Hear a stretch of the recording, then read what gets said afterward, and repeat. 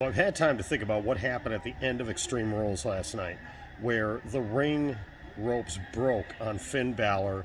He fell to the mat, got speared by Roman Reigns, and the match ended.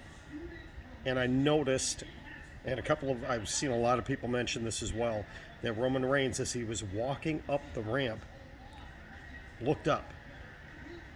And the speculation is God got involved against the demon.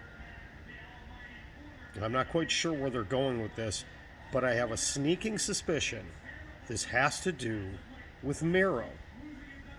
Miro, who has consistently been talking about how he is God's favorite champion.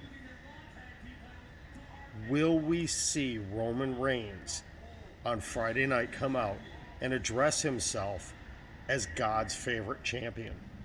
Or some derivative of that? If they do, then you know that AEW is in the back of their minds and that they're doing this sort of thing to counteract what AEW is doing.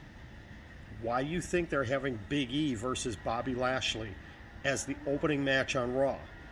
Gee, because Kenny Omega and Bryan Danielson led off Dynamite last week. Now, I'm not saying that Lashley versus Big E is going to be the Danielson Omega level match, because it's not. WWE, whether they want to admit it or not, is directly reacting to things that AEW is doing now. Just watch it carefully. You're going to start seeing some comparisons between things, some copying, if you will. And flattery is the sincerest form of, imitation is the sincerest form of flattery, isn't it?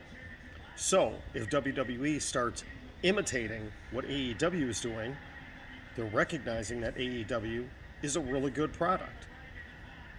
Now, the WWE apologists will say, no, that's not the case. That's not happening. I'm trying to look at this from clear eyes. I'm a fan of both, though I lean more towards AEW as far as popularity right now. But I am a fan of both products. And I'm trying to look at this from an objective standpoint. I originally thought, WWE is going to pull a fake Kane, fake Undertaker, fake Diesel, fake Razor Ramon thing coming up with a new Fiend. But I really think they're going to go with the God's favorite champion, or something Paul Heyman comes up with. It'll be a Paul Heymanism. What do you think? Why did they do this? And was it the most stupid ending of a pay-per-view ever?